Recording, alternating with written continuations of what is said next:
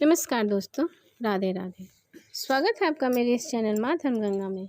आज हम महाभागवत देवी पुराण के 20वें अध्याय की कथा सुनेंगे। इस अध्याय में भगवती का विविध बालोचित लीलाओं द्वारा हिमालय तथा मैना को आनंदित करना, देवर्षि नारद द्वारा देवी के महात्म का वर्णन करना। नारद जी बोले, हिमवान के घर में रहती हुई भगवती परमेश्वरी ने लीला पूर्वक योग ध्यान से तत्पर रहने वाले भगवान शिव को पति रूप में किस प्रकार प्राप्त किया।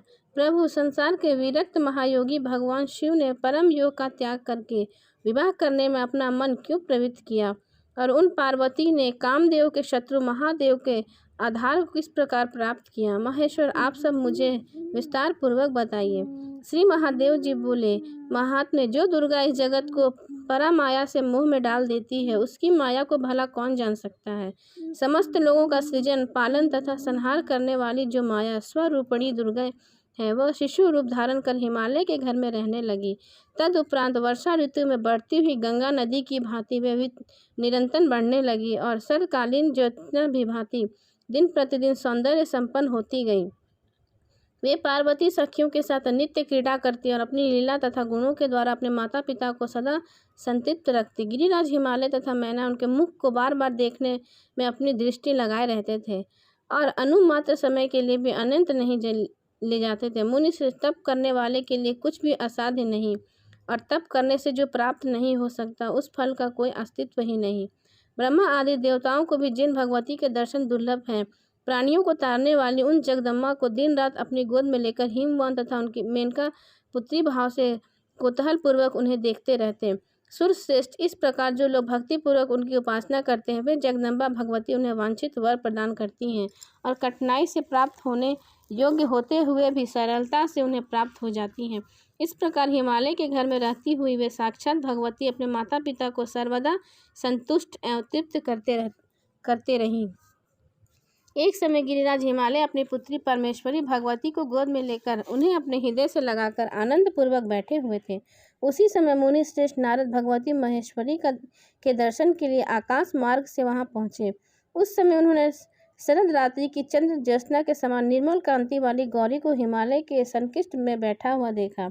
इसके बाद प्रखर बुद्धि वाले गिरिराज हिमालय ने अपने घर आए हुए उन देवर्षि नारद को देखकर उनकी विविध पूजा करके दोनों हाथों से उन्हें प्रणाम किया। तत्पश्चात आसन पर विराजमान होकर नारद मुनि ने पर्वतराज हिमालय को हर्षित करते हुए उनसे कहा, गिरिराज, मैंने अपने आपसे जो कहा था कि साक्षात आदि स्वरूपनी प्रकृति आपकी पुत्री रूप में उत्पन्न होंगी, अब तो आप उन्हें जान गए होंगे।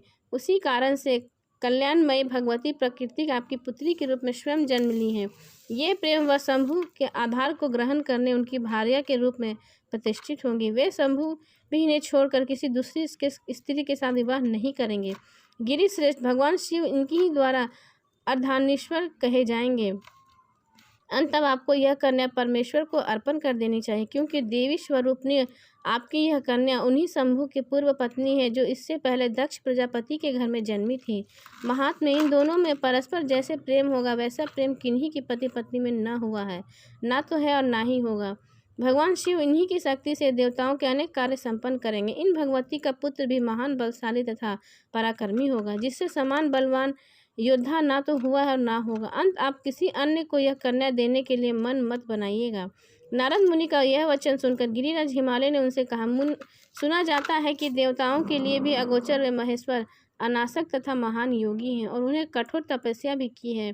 निर्विकार ब्रह्मा में सर्वदा अपना चित्त लगाए रखने वाले निश्चल शिव अपने अंतकरण में केवल परम ब्रह्मा को देखते रहते हैं, बाहर की ओर अपनी दृष्टि भी नहीं डालते। उन्हें परमेश्वर के ऐसे स्थिर चित्त को विचलित करने में भला कौन समर्थ हो सकता है।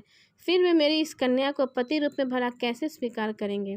नारद जी बोले, पर्वत श्रेष्ठ, आप उसी समय अब हम बोलेंगे। नारद जी बोले, पर्वत श्रेष्ठ, आप उस विषय में कुछ भी न चिंता कीजिए। जिस तरह उनका ध्यान भंग होगा उसे सुनिए। असुर राज तारकासुर ने मदान्ध होकर सभी देवताओं को बंधु बांधवों सहित जीत कर इंद्र का राज्य छीन लिया है। उसी प्रकार वह तारकासुर अन्य देवताओं के भी अधिकार बलपूर्वक छीनकर ब्रह्मा जी के द्वारा दिए गए वर्ष के अनुसार तीनों लोकों का एकमात्र अधिपति बना बैठा है। ब्रह्मा जी ने भगवान शिव के अमित तेजस्वी औरस पुत्र के द्वारा उस दुरात्मा की मृत्यु होने का सुनिश्चित कर दिया है। इसलिए ब्रह्मा जी के आदेश अनुसार इंद्र आदि सभी देवता अत्यंत सावधानी पूर्वक महादेव जी को विमोहित करने के लिए प्रयत्नशील होंगे। पर्वत शेष, यह सब कार्य केवल निमित्त भर एवं लौकिक ही होगा। वास्तविकता तो यह है कि आपकी यह पुत्री ही महादेव जी को संबोधित करेंगी। आपकी यह कन्या जगत की मोहित करने वाली महामाया है। विष्णु को संबोधित करने वाली लक्ष्मी और शिव को सम्मोहित करने वाली शिवा है। महान योगी में महाकालेश्वर स्थिर चित्त के समाधि में स्थित होकर अपनी अंतर्यामी प्रिया महाकाली का दर्शन करते हैं और इन्हीं के लिए वह आत्मस्वरूप के मन को स्थिर करके निरंतर तपस्या कर रहे हैं। इन्हें पुनः पत्नी रूप में प्राप्त करके वे योग मुक्त हो जाएंगे। पुनः वे शंकर ध्यान योग के बल से शीघ्र ही यह जानकर कि ये ब्रह्म रूपनी सनातनी भगवती आपके घर में उत्पन्न हुई है, आपके शिखर पर तप करने के लिए निश्चित रूप से आएंगे। श्री महादेव जी बोले। गिरिराज हिमालय से ऐसा कहकर वे नारद मुनि तत्काल आकाश मार्ग से होते हुए मध्यकालीन सूर्य के समान प्रभा वाले अपने स्थान के लिए प्रस्थान कर गए। इति श्री 20वां अध्याय समाप्त। श्री महादेव जी बोले। उन मुनि श्रेष्ठ के चले जाने पर मैना के साथ गिरिराज हिमालय ने निश्चित रूप से समझ लिया कि पार्वती पुनः भगवान शंकर की अर्धांगिनी होंगी। मुनि इस बीच भगवान शंकर अपने पुराने स्थान को छोड़कर दुष्कर तपस्या के लिए हिमालय पर्वत के शिखर पर चले गए। प्राचीन काल में ब्रह्मलोक से आकर जहाँ गंगा स्वयं अवतरित हुई थी, वहाँ परम योगी भगवान विश्वेश्वर पूर्ण ब्रह्मा के ध्यान परायण होकर समाधि के आनंद में लीन हो गए। उन भगवान शंकर के इस प्रकार ध्यान मग्न हो जाने पर कुछ श्रेष्ठ प्रथम गण वहाँ ध्यान करने लगे, कुछ उनकी सेवा में लगे और कुछ अन्य उनके कुछ दूरी पर स्थित हो गए। प्रथम गण फल पुष्प चुनते और नाचते गाते हुए आपस में उत्सुकता पूर्वक गेरू आदि को बांटकर प्रतिदिन खेलते थे। एक बार भी सभी गंधर्व और किन्नर भगवान शंकर को आया हुआ देखकर महात्मा गिरिराज से कहने लगे, प्रभु गिरिंद्र आपके शिखर के समस्त प्रथम गणों के साथ महादेव महेश्वर तपस्या के लिए आए हैं। चंद्रलेखा को मस्तक पर धारण करने वाले योगी जटाधारी तथा महात्मा वे भगवान शिव उस काल में प्रथम नगर के समीप ठहरे हैं। ध्याननिष्ठ और सेवा परायण बहुत से प्रथमगण भी उनके निकट स्थित हैं। उनके अन्य करोड़ों सेवकगण कुछ ही दूरी पर नाचते गाते खेलते और हंसते रहते हैं। उनमें से कुछ दिगंबर हैं तो कुछ व्याघ्र चर्म पहने हुए हैं। सभी उज्ज्वल भस्म तथा मस्तक पर जटा मुकुट धारण किए हुए हैं। पर्वतराज भूतनाथ भगवान शंकर का ऐसा ऐश्वर्य अद्भुत है। महाराज एक बार आप स्वयं चलकर उन्हें मन भरकर देख लीजिए। पर्वतों के अधिपति हिमवान उन लोगों की इस बात को सुनकर वहां गया जहां भगवान विश्वेश्वर कठिन तपस्या कर रहे थे। उसके बाद हिमवान ने भक्तिपूर्वक भगवान शंकर की पूजा की। भगवान शंकर ने भी उनकी पूजा आदर से ग्रहण किया। तदुपरांत विधि पूर्वक पूजित भगवान शंकर ने पर्वतराज को से प्रश्न करते हुए कहा, महाराज आपके पुण्यमय निर्जन शिखर पर समस्त प्रथम गण के साथ मैं तपस्या करने आया हूँ। पुण्य आत्मा गिरिराज, आप अपने राज्य में वैसी व्यवस्था करें जिससे कोई भी व्यक्ति मेरे निकट कभी ना आ सके। संसर्ग से तपस्या की हानि होती, इसलिए भूधर निश्चय ही योगी जन एकांत स्थान पर निवास करते हैं जिसके संग ना हो सके। भूधर आप मुनियों, यक्षों, किन्नरों, देवताओं, राक्षसों और द्विज जातियों के आश्रय हैं। धर्मविद आप सभी के व्यवहार को जानते हैं। आप मुनियों, यक्षों, किन्नरों, देवताओं, राक्षसों और द्विज जातियों के आश्रय हैं। धर्मविद आप सभी के व्यवहार को जानते हैं। महात्मे आप धर्मज्ञ हैं, मैं आपसे अधिक क्या कहूँ। वे महेश्वर गिरिराज से इतना कहकर चुप हो गए। उनके स्थिर हो जाने पर गिरिराज ने नम्रता और प्रीतिपूर्वक भगवान शिव से कहा, देवादिदेव जगन्नाथ, आप मेरे सौभाग्य से यहाँ आए हैं। ब्रह्म आदि देवताओं के द्वारा भी मेरे शिखर पर तप करना दुर्लभ है। जगदीश्वर आप निर्जन स्थान पर आप इष्ट तप करने में समर्थ हैं। साक्षात इंद्र भी मेरे समान नहीं हैं, क्योंकि आप अपने गणों के साथ अपनी अभिलाषा पूर्ण करने के लिए यहाँ पधारे हैं। मैं धन्य हूँ, इस संसार में मुझसे अधिक कोई पुण्यवान नहीं, क्योंकि भगवान मेरे इस शिखर पर आप तपस्या करने आए हैं। प्रभु आपके निकट यहाँ कोई व्यक्ति नहीं आएगा। महादेव आप यहाँ एकांत से इच्छा अनुसार तप करें। गिरिराज इस प्रकार कहकर अपने भवन में चले गए। हिमालय ने अपने अधीनस्थ जनों तथा जनपद में रहने वाले अन्य निवासियों को बुलाकर बार बार अनुशासित करते हुए आज्ञा दी कि जिस शिखर पर गंगा का अवतरण हुआ वह स्थान भगवान महेश्वर का है। मेरी आज्ञा के बिना किसी भी विशिष्ट व्यक्ति को वहाँ जाना नहीं चाहिए। यदि मेरी आज्ञा का उल्लंघन करने में कोई व्यक्ति वहाँ जाएगा तो वह निश्चय ही दंड का भागी होगा और वह वध के योग्य होगा। उनकी इस आज्ञा से भयभीत देवता, गंधर्व, किन्नर, पिशाच, राक्षस, मनुष्य तथा पशु हिमालय के उस भूभाग पर नहीं जाते थे जहाँ भगवान चंद्रशेखर विराजमान थे। वे महान तपस्वी महायोगी उस निर्जन स्थान पर उग्र तपस्या करने लगे। मनोहर अंगों से युक्त सुमुखी पार्वती भी अपने पिता के घर दिन प्रतिदिन बढ़ते हुए विवाह के योग्य हो गई। नारद जी के वाक्य का स्मरण करके महामती पर्वतराज हिमवान ने निश्चित रहते हुए पार्वती के विवाह के प्रति चेष्टा नहीं की। तब तक एक जग माता पार्वती ने स्वयं ही अपने पिता से कहा, मैं तपस्या करने के लिए भगवान शंकर के समीप जाऊंगी। जब काम मोहित ब्रह्मा अपनी पुत्री संध्या को धर्षित करने के लिए उद्यत हुए, उसी समय आकाश में स्थित भगवान शंकर संसार के स्वामी उन पितामह ब्रह्मा को बार बार धिक्कारने लगे।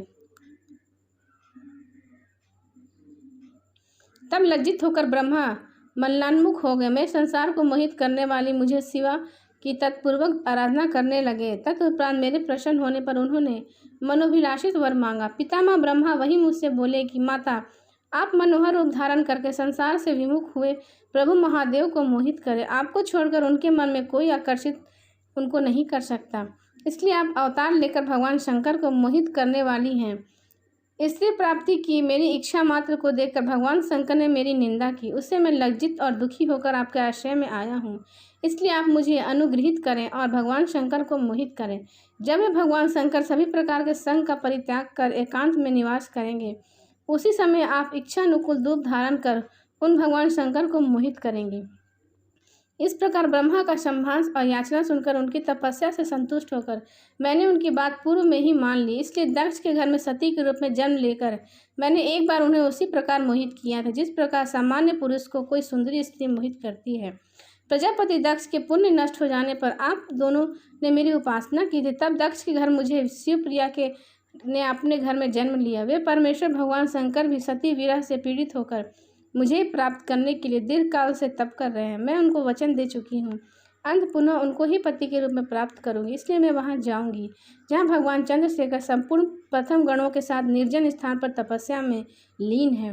वहाँ स्थिर होकर मैं भगवान शंकर को उसी प्रकार मोहित करूंगी कि वे तपस्या का परित्याग कर मुझे पत्नी के रूप में स्वीकार करें।